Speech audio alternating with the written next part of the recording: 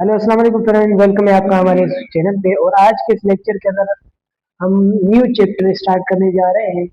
देखिए, बायोलॉजी के 9th class के जो सेकंड चैप्टर है उसका नाम है सॉल्विंग अ बायोलॉजिकल प्रॉब्लम्स।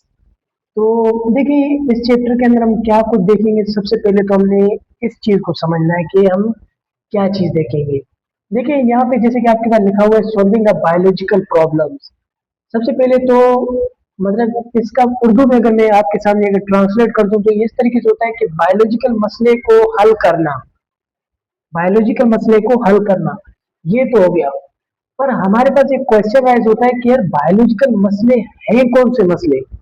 वो बायोलॉजिकल मसले दरअसल कौन से मसले हैं जिनको हमें हल करना है।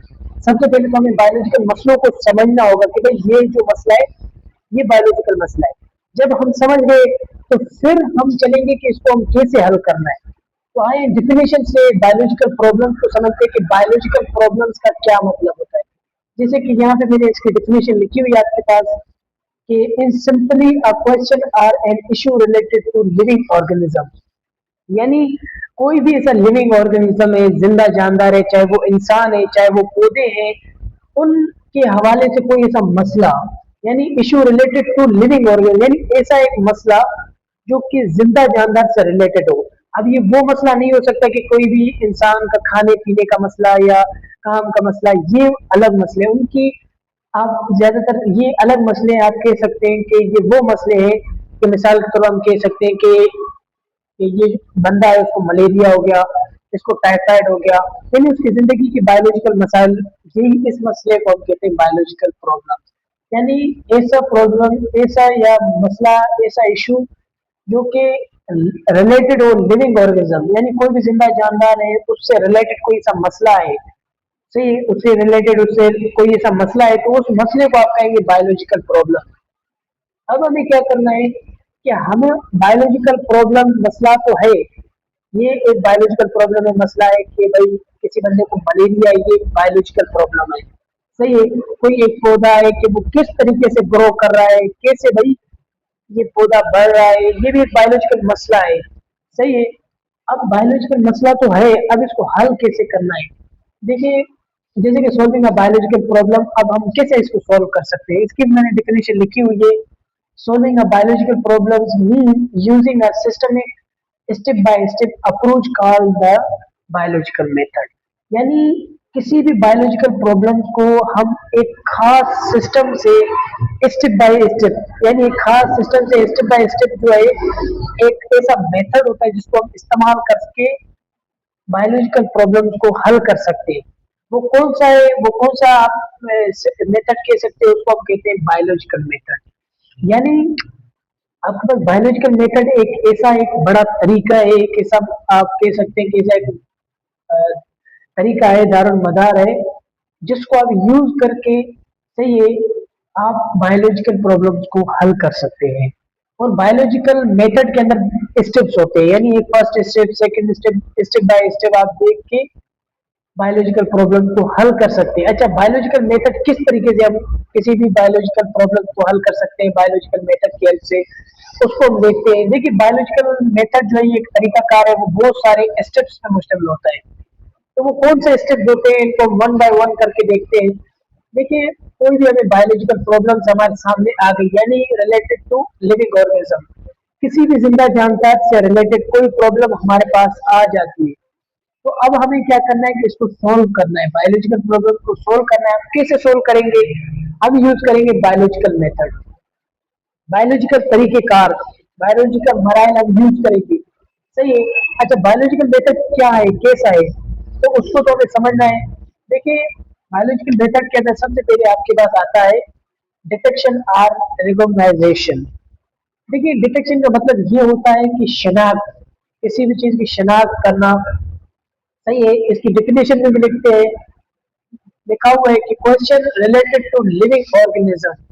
यानी शनाख्त का मतलब ये होता है कि किसी भी चीज का मतलब उसको देखना, उसे शनाख्त मतलब एक क्वेश्चन होता है आपके पास। सही है। यानी आपके पास क्वेश्चन होता है लिविंग ऑर्गेनिज्म से। मिसाल के तौर पर example, why river plants healthier then other, मतलब आप बायोलॉजिकल प्रॉब्लम जो है मेथड है उसको हल कर रहे हैं, तो उसके वजह से आपने क्या किया, बायोलॉजिकल प्रॉब्लम को हल करने के लिए बायोलॉजिकल मेथड यूज किया। सबसे पहला स्टेप आपने कौन सा यूज किया, क्योंकि बायोलॉजिकल मेथड के अंदर फर्स्ट स्टेप जो है वो आपके पास डिटेक्शन है, रिकॉग्नाइजेशन है, शनाख्त है। उसमें आपने क्या होता है, एक आपके पास एक क्वेश्चन होता है, एक आपके पास सवाल होता है। शनाख्त का मतलब ये क्या है, एक आपके पास सवाल होता है। सही है, क्या सवाल, मिसाल मैं दे रहा हूँ कोई भी एक सवाल की कि भाई why river plant healthier than other, यानी वो प्लांट जो मतलब दरिया के किनारे जो रहने वाले प्लांट है वो क्यों हेल्थियर है। ये भी बायोलॉजिकल प्रॉब्लम है, मसला है कि भाई दरिया के करीब जितने प्लांट है वो बड़े हेल्थियर है, बड़े हैं, अच्छे हैं, जबकि दूसरे प्लांट जो है वो अच्छे नहीं है। ये तो एक बायोलॉजिकल मसला है। सही है, तो हमें क्या करना है, इसको हल करना है। अब हमने क्या किया कि बायोलॉजिकल मेथड को यूज करके उसका पहला स्टेप हमने यूज किया। सबसे पहले तो पहला स्टेप में क्या होता है, एक क्वेश्चन होता है। तो हमारा एक क्वेश्चन था कि भाई क्यों ये जो दरिया के करीब जो प्लांट्स हैं ये क्यों हेल्दी है। सबसे पहले तो हमारे पास एक क्वेश्चन था, डिटेक्शन या रिकॉग्नाइजेशन आप कह सकते हैं। तो उसमें क्या था, हमें हमारे पास एक क्वेश्चन था। अच्छा, सेकंड स्टेप के अंदर आप क्या करते हैं, आप क्या करने जा रहे हैं, बायोलॉजिकल प्रॉब्लम को हल करने की तरफ आप जा रहे हैं। सही है, तो सेकंड स्टेप आप क्या करेंगे, पहला स्टेप आपका क्या था, एक सवाल था कि भाई क्यों ये जो है हेल्दी है। सेकंड स्टेप जो है ऑब्जर्वेशन। ऑब्जर्वेशन हमने फर्स्ट लेक्चर के अंदर भी हमने डिस्कस किया था, जो फर्स्ट चैप्टर था कि व्हाट इज ऑब्जर्वेशन। आप कह सकते हैं कि the knowledge which we gain from our sense, यानी ऐसा नॉलेज जो कि आप अपने सेंस से हासिल कर रहे हैं। जैसे कि आप लिखा भी हुआ है, getting information through five sense, यानी इंसान के पास पांच हिस्स होती है, पांच सेंस होती है। आप कह सकते हैं देखने की सेंस होती है, सुनने की, चखने की, सोचने की, सही है, सूंघने की, आपके पास ये सेंस होती है। यानी ऐसा नॉलेज जो कि आप अपनी सेंस से हासिल करें। मिसाल के तौर पर मेरा एक क्वेश्चन था कि भाई क्यों ये प्लांट जो है, हमारे पास ये प्लांट जो है क्यों हेल्दी है। अच्छा, ये तो था। ऑब्जर्वेशन में भी क्या किया कि भाई अब हमने जो है अपने सेंस से, मतलब हमने किसी भी चीज को देखा, ऑब्जर्वेशन किया, मतलब मैंने क्या किया, अब पहले में तो मेरा एक क्वेश्चन था, दूसरे में मैं क्या था, गया, मैं दरिया के किनारे गया, मैंने देखा, ऑब्जर्वेशन में कर रहा हूँ। अब मैं क्या कर रहा हूँ, अपनी सेंस से उनको देख रहा हूँ, मैं कोई उन पे तजुर्बा अपने हाथ से कोई एक्सपेरिमेंट नहीं कर रहा। मैं सिर्फ क्या कर रहा हूँ, मैं अपनी सेंस से क्या कर रहा हूँ, ऑब्जर्वेशन कर रहा हूँ, मैं उनको देख रहा हूँ, सोच रहा हूँ। सही है, क्योंकि सोचना भी एक सेंस है। तो मैं क्या कर रहा हूँ, ऑब्जर्वेशन कर रहा हूँ, सेंस से नॉलेज हासिल कर रहा हूँ। मैंने देखा कि यार ये दरिया के किनारे है, क्या हो सकता है। सही, मैं एक मतलब मुशाहिदा कर रहा हूँ, एक ऑब्जर्वेशन कर रहा हूँ अपने नॉलेज से। सही है, मिसाल को मैं कोई एक अंदाजा लगा सकता हूँ, मैं कोई एक अंदाजा भी लगा सकता हूँ। सही है, तो ऑब्जर्वेशन की आपके पास दो टाइप्स होती है, यानी दो तरह से आप मुशाहिदा, यानी दो तरह से आप जो है आप अपने सेंस से नॉलेज ले रहे होते हैं, क्वालिटेटिव एंड क्वांटिटेटिव। देखिए, ऑब्जर्वेशन में मतलब आपने क्या करना है, किसी भी चीज को सिर्फ ऑब्जर्व करना है, अपने नॉलेज अपने सेंस से ऑब्जर्व करना है। अच्छा, ऑब्जर्व भी दो तरह से होता है। एक क्वालिटेटिव, आपने ऑब्जर्व किया, मिसाल के तौर पर कि फ्लावर है, उनका मतलब किस तरह की क्वालिटी है, भाई कलरदार है, सही है, उनका पत्तों का स्ट्रक्चर कैसा है। सही है, आप ऑब्जर्वेशन कर रहे हैं अपने सेंस से। सेकंड, आपने जो है क्वांटिटेटिव कि भाई कितने प्लांट्स है, कितने पत्ते हैं, सही है, और प्लांट्स का साइज कितना है, आप उनकी क्वांटिटी आप देख रहे हैं। सही, तो यानी ऑब्जर्वेशन क्या किया कि आपने ऐसा मतलब आपने अपने सेंस से नॉलेज को हासिल किया। आपने क्या किया, सेंस से नॉलेज को हासिल किया, और वो सेंस दो तरह के, यानी आप उसकी क्वालिटी अपने सेंस से आप नॉलेज को हासिल करें। आप एक तो उसकी क्वालिटी को देख सकते हैं, एक बार या आप उसकी क्वांटिटी को देख सकते हैं। सही है, तो यानी बायोलॉजिकल प्रॉब्लम को हल करने के लिए हमने पहला पहला क्या किया, डिटेक्शन किया, यानी हमने एक क्वेश्चन था, हमारा एक सवाल था कि भाई ऐसा क्यों है। दूसरे में ऑब्जर्वेशन किया कि गए हम, सिर्फ हमने कोई तजुर्बा नहीं किया, हमने अपनी आंखों से देखा कि यार दरिया के किनारे मिट्टी भी हो सकती है, इसकी वजह से शायद ये हो सकता है। ऐसे ऑब्जर्वेशन हमने सिर्फ मुशाहिदा किया, देखा। जब हम डिटेक्शन कर लेते हैं, सवाल हो जाता है, ऑब्जर्वेशन हो जाता है, तो उसके बाद नेक्स्ट जो है वो क्या करते हैं हम, वो ये है कि हाइपोथेसिस। सही है, हाइपोथेसिस करते हैं, यानी मफरूजा। अब इसमें क्या होगा, educated case based on observation, यानी हमने क्या किया, ऑब्जर्वेशन किया, किसी भी चीज को हमने अपने मतलब ऐसा नॉलेज हमने हासिल किया अपने सेंस से। अब हम जो है उसी के बेस पे यानी ऑब्जर्वेशन के बेस पे हम एक अंदाजा लगाएंगे। गेस का मतलब क्या होता है कि एक अंदाजा लगाना, यानी हाइपोथेसिस में क्या होता है आप एक अंदाजा लगाते हैं, एक मतलब ऑब्जर्वेशन की बेस पे आप क्या करते हैं एक अंदाजा लगाते हैं। हालांकि वो चीज हकीकत में आप हो भी सकती है या नहीं भी हो सकती है, आपका अंदाजा सही भी हो सकता है या नहीं। कोई बंदा आपसे कोई एक क्वेश्चन करता है तो आप क्या करते हैं एक अंदाजा लगाते हैं कि यार ये हो सकता है। बाजू का आपका वो अंदाजा सही हो जाता है, आप कह सकते हैं कि तुक्का, बाजू का सही भी हो जाता है, बाजू का गलत भी हो जाता है। अच्छा वो आप क्या करते हैं कि हाइपोथेसिस में क्या करते हैं एजुकेटेड बेस जो है आप जो है एक गेस करते हैं बेस ऑन ऑब्जर्वेशन की, मतलब जो आपके पास ऑब्जर्वेशन आपकी है, उसकी बेस पे आप एक अंदाजा लगाते हैं। वो अंदाजा कैसा होना चाहिए, ऐसा तो नहीं हर किस्म का अंदाजा आपने लगा दिया, नहीं। वो अंदाजा जो है it should B general statement simple, यानी वो अंदाजा ऐसा अंदाजा होना चाहिए कि जो सादा हो, जो हर किसी को समझ में आए। अच्छा नेक्स्ट जो है it should be testable and falsifiable, यानी ऐसा अंदाजा होना चाहिए जिसपे अगर हम टेस्ट करें तजुर्बात करें तो वो हो सके, और वो मतलब गलत होने के भी उसमें चांसेस हो या नहीं हो, यानी गलत भी अगर हो जाए तो हम उसको फिर से ऑब्जर्वेशन उसमें तजुर्बात कर सके, तो ऐसा आपने कोई अंदाजा लगाना है। सेकंड जो है it should be agree with available observation, यानी वो आपके पास जो अवेलेबल मौजूद जो ऑब्जर्वेशन है उसको एग्री करता हो, सही उसको बयान करता हो। तो हाइपोथेसिस में मिसाल के तौर आप एक अंदाजा लगा रहे हैं। सबसे पहले आपने क्या था क्वेश्चन था कि भाई क्यों प्लांट जो है उनके दरिया के किनारे क्यों प्लांट जो है वो हेल्दियर है। आपने एक सवाल था, फिर आपने मुशाहिदा किया, आप गए उनको अपनी आंखों से देखा, आपने आपने मतलब सोचने से, क्योंकि सेंस है एक, सोचना भी एक सेंस है, तो आपने क्या किया उसको सिर्फ एक देखा सोचा, सही है। सेकंड में आपने क्या किया कि एक अंदाजा लगाया। थर्ड में आपने क्या किया एक अंदाजा लगाया, केस किया, आपने क्या अंदाजा लगाया कि the plant near the river are healthier because they get more water and nutrients from river source. अभी इसमें आपने क्या किया एक अंदाजा लगाया, उसमें आपका क्वेश्चन था, फिर आपने सिर्फ जाके देखा, ऑब्जर्वेशन किया, मुशाहिदा किया, सही है। अब इसके बाद तीसरे में आपने क्या किया कि एक अंदाजा लगाया। आपने कहा कि भाई ये हेल्दी इसलिए है क्योंकि ये पानी के करीब है, पानी से उनको न्यूट्रिएंट ग़िज़ा मिल रही है और मिट्टी उनको मिल रही है, इसी वजह से ये हेल्दी है। आपका ये अंदाजा लगाया आपने। अच्छा जब आप क्या करते हैं कि एक आपने गेस किया, एक अंदाजा आपने लगाया कि भाई इस वजह से, तो अंदाजे के बाद आप क्या करते हैं डिटेक्शन, ये। अच्छा तो फ्रेंड्स हमने क्या कर दिया कि हमने देख लिया हाइपोथेसिस क्या होता है ना, कि मफरूजा जिसमें मतलब हम कोई भी एक ऐसा अंदाजा लगाते हैं, सही है ना, कि भाई मैंने क्या किया कि कोई भी एक अंदाजा लगा दिया, सही है। तो अंदाजा जब लगाया कि मैंने कोई भी एक, तो उसके बाद अब मैं क्या करूंगा, सही है। जैसे कि अंदाजे में हमने क्या किया था कि भाई जो समंदर के करीब प्लांट है वो ग्रो क्यों कर रहे हैं, पहले हमारा क्वेश्चन था, फिर बाद में एक अंदाजा लगाया कि यार इसलिए ग्रो कर रहे होंगे क्योंकि समंदर के करीब जो है न्यूट्रिएंट्स है और उनको मिट्टी मिल रहा है, वाटर मिल रहा है, इसीलिए वो ग्रो कर रहे हैं ना। तो ये आपका एक अंदाजा था। सेकंड जो स्टेप है आपके पास, फोर्थ स्टेप है, वो आपके पास आता है डिटेक्शन। क्या मतलब है डिटेक्शन का, इसको हम उर्दू में इस्तिखराजात भी कहते हैं। यानी ऐसे बहुत सारे आपके पास अंदाजे होंगे, या आप कह सकते हैं कि बहुत सारे आपके पास मफरूजात होंगे। अब उन तमाम मफरूजात में से आपको कोई एक सिलेक्ट करना है, मजबूर होकर किसी एक पे हाथ लगाना है कि भाई ये मफरूजा सही हो सकता है। अच्छा डिटेक्शन जो है ये तकरीबन किसके बेसिस पे होता है, अगर और देन, इफ एंड देन, यानी अगर और तब के बेसिस पर आप क्या करते हैं डिटेक्शन मतलब करते हैं, यानी किसी भी मफरूजात को आप क्या करते हैं किसी में से एक को चुनते हैं। अच्छा जैसे कि अब लिखा हुआ है logical prediction or expected result this involve if and then logic, सही है। यानी ये अगर और देन के लॉजिक पर ये मतलब इन्वॉल्व होता है, मुश्तमिल होता है, सही है। इसमें क्या करते हैं हम एक्सपेक्टेड करते हैं, प्रिडिक्शन एक एक्सपेक्टेड होता है, रिजल्ट होता है, सही। मिसाल के तौर पर हमें उसने कहा था कि पौधे क्यों हेल्दियर है क्योंकि उनको वाटर मिल रहा है और वो उस मिट्टी भी मिल रही है, उनको न्यूट्रिएंट मिल रही है।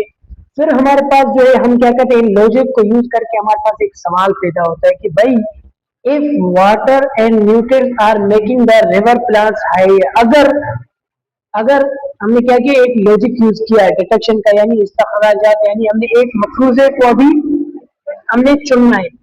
अगर वाटर एंड न्यूट्रिएंट जो है वो मतलब दरिया के करीब जो पौधे हैं उनको अगर हेल्दियर बना रहे हैं, तब plant water more often and given extra nutrients should also grow healthier. यानी फिर मतलब इसका मतलब ये हमें चाहिए कि जो बाहर भी, यानी जो दरिया के करीब नहीं बल्कि उनसे दूर जो प्लांट है उनको भी हम न्यूट्रिएंट्स और वाटर देंगे तब वो बढ़ सकते हैं। इसका मतलब ये होता है ना। फिर हमारे पास ये एक सवाल पैदा हो गया। अब हम क्या करेंगे, जब हम डिटेक्शन तक पहुंच जाते हैं तो उसके बाद हम एक्सपेरिमेंट करते हैं कि भाई क्या हकीकत में ऐसा हो सकता है कि मैं किसी और प्लान को किसी और जगह पे लगा दूं तो वो सक्सेस हो जाएगा, क्या वो हो सकता है। अब हमें क्या करना है कि हमने एक्सपेरिमेंट करके देखना है कि हकीकत में ये होता है कि नहीं। आज एक्सपेरिमेंट करके देख लेते हैं। देखिए, एक्सपेरिमेंटेशन की आपके पास 5 स्टेप है, यानी बायोलॉजिकल प्रॉब्लम सॉल्व करने के लिए बायोलॉजिकल मेथड का आपने यूज किया और उस मेथड का कौन सा 5 स्टेप है। अब इसमें आप एक्सपेरिमेंट करेंगे। एक्सपेरिमेंट में आपने दो प्लान्स लिए, एक है एक्सपेरिमेंटल ग्रुप है, एक कंट्रोल ग्रुप। एक्सपेरिमेंटल ग्रुप वो है जिस पौधे पे आप एक्सपेरिमेंट कर रहे हैं, जबकि कंट्रोल ग्रुप वो ग्रुप है जिसके ऊपर आप एक्सपेरिमेंट नहीं कर रहे। अब आपने क्या किया कि जिस पौधे के ऊपर आप एक्सपेरिमेंट करें वो अभी दरिया के किनारे पे नहीं है, वो किसी और जगह पे। आप क्या कर रहे हैं उसको, जैसे कि उस मतलब डिटेक्शन के मिताब से आपने क्या किया कि उसको वाटर ज्यादा दिया, बहुत ज्यादा वाटर दिया, बहुत ज्यादा आपने उसको न्यूट्रिएंट्स दिया। हालांकि अब वो पौधा क्या कर रहा है, ग्रो कर रहा है, अच्छा खासा ग्रो कर रहा है। तो इससे आपने क्या नतीजा निकाला, इससे आपने ये नतीजा निकाला कि भाई पौधा चाहे दरिया के करीब हो या दूर हो, बस उसको वाटर और न्यूट्रिएंट मिलेगा तब वो बड़ा होगा। यानी एक्सपेरिमेंट से हमने क्या किया कि इस हाइपोथेसिस को, फिर डिटेक्शन को हमने साबित कर लिया कि भाई ये बात सही है। एक्सपेरिमेंट जब हम कर लेते हैं यानी बात हमारी सही होगी, तजुर्बा हमारा सक्सेस हो गया, मफरूजा जो हमने निकाला था, हाइपोथेसिस जो कि वो हमारा सक्सेस हो चुका है। उसके बाद हम क्या करेंगे कि एनालाइज करेंगे कि भाई वो तमाम डेटा जो है वो हमारे पास मौजूद है, हम उस पे मतलब अब गौर फिक्र करेंगे, उन तमाम डेटा को हम इकट्ठा करके रखेंगे। सही है। इसमें हम क्या करेंगे कि जो टॉपिक है उनको हम क्या करेंगे कि उन पे रखेंगे, उन पे आधा शुमार पे हम उन पे मतलब अपनी एक राय दे सकेंगे। सही है। अच्छा, जब एनालाइज करते हैं तो एनालाइज के बाद आपके पास क्या आता है, सेकंड जो है वो आपके पास रिपोर्टिंग आ रहा है। सही है। अच्छा, आपने क्या कर दिया, उसको तजुर्बा करके साबित कर लिया, फिर आपने उस तमाम डेटा को रखा, उस पर गौर विचार किया, फिर रिपोर्टिंग द रिजल्ट, यानी अब वो रिजल्ट जो है क्योंकि आपका साबित है, आपका वो रिजल्ट गुड है। अब आप क्या करेंगे, उसको रिपोर्ट करेंगे या मतलब आर्टिकल्स मतलब आप अखबारों में उनको देंगे, आप पेपरों में मतलब उनको देंगे, आप इंटरनेट पे भी अपलोड करेंगे ताकि अब लोगों को फायदा हो, वो चीज साबित हो चुकी है, गुड है। अच्छा, तो इसके बाद आप क्या करते हैं, साइंटिफिक थ्योरी। क्या मतलब साइंटिफिक थ्योरी का मतलब ये होता है कि आपने क्या किया कि जो मफरूजा या हाइपोथेसिस जो है, यानी कोई आपने एक अंदाजा लगाया किसी चीज का, उस अंदाजे के बाद आपने उस चीज पे तजुर्बा भी किया, तजुर्बा करने के बाद वो चीज साबित हो गई, वो मफरूजा गुड हो गया। सही है। तो इसके बाद इसको हम क्या कहेंगे, साइंसी नजरिया, यानी वो साइंस का प्रोसेस बन चुका है, वो साइंस का इल्म बन चुका है। क्या मतलब है साइंस का, कि the knowledge which we gain from experiment and observation, हर वो इल्म जो कि मुशाहिदात तजुर्बा से हासिल किया जाए उसको साइंस कहेंगे। अब आपने क्या किया कि ये साइंसी नजरिया कैसे बना, साइंस का मतलब क्या है कि अब आपने उसके ऊपर तजुर्बा किया, ऑब्जर्वेशन किया, वो नॉलेज आपके पास साबित हो चुका है, इसका मतलब ये भी साइंटिफिक साइंसी नजरिया बन चुका है। अच्छा, फिर बात है क्या होता है कि बहुत सारे ऐसे साइंसदान भी फिर आपके उस तजुर्बे के ऊपर, उस मखलूजे के ऊपर आप वो सवाल उठाएंगे ना कि ये चीज कैसे हो गई, ये चीज कैसे हो गई। सही। फिर आप क्या कर रहे हैं, फिर भी वो मफरूजे को वो तजुर्बा करते हैं, अपने बातें वो अपने अंदाजे लगाते हैं, फिर भी वो क्या करता है कि सक्सेस पा लेता है कि भाई फिर भी वो नजरिया जो है वो सही हो जाता है, कि उसको हम कहते हैं साइंटिफिक लॉ या साइंसी कानून, आप उसको कह सकते हैं। अच्छा, तो यानी ये काम है, हमने इस लेक्चर के अंदर देखा कि भाई बायोलॉजिकल प्रॉब्लम्स क्या होती है, उसको कैसे अमल कर सकते हैं। सही है। तो इसको समझने के लिए हम क्या करेंगे कि एक और अलग मिसाल देंगे, क्योंकि इसके अंदर आपको एक मिसाल मिल चुकी है पौधों की कि किस तरीके से पौधे थे। एक और अलग मिसाल जो कि आपको मतलब समझने के लिए, इस टॉपिक को समझने के लिए आपको बहुत ही मददगार साबित हो सकती है। अच्छा, देखिए, बायोलॉजिकल प्रॉब्लम्स को आप समझ चुके हैं कि what is the biological problems, यानी the problem related to living organ, यानी जिंदा जानदार से रिलेटेड कोई प्रॉब्लम्स। मिसाल के तो कोई इंसान है, अब वो बीमार हो गया, उसको बुखार है। सही है। ये क्या है कि बायोलॉजिकल प्रॉब्लम है। अच्छा, अब उसको आपने क्या करना है, सोल्व करना है, हल करना है। आप कैसे हल करेंगे, आपके पास डायरेक्ट आपको यही आंसर आता है कि भाई मैं क्या करूंगा, बायोलॉजिकल मेथड को यूज करूंगा। क्या मतलब बायोलॉजिकल मेथड भाई? कोई बंदा पूछेगा अच्छा क्या भाई बायोलॉजिकल मेथड क्या है, आप कैसे यूज करोगे?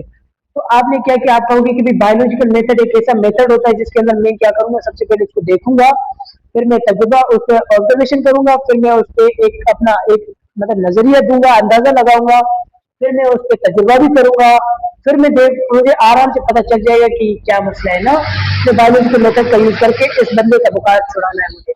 अच्छा, फिर आपने क्या किया कि बायोलॉजिकल मेथड में आपने क्या किया, सबसे पहले उस मरीज को आपने डिटेक्शन किया, रिकॉग्नाइज किया, आपने उसको देखा कि यार इस बंदे को बुखार है, सही है।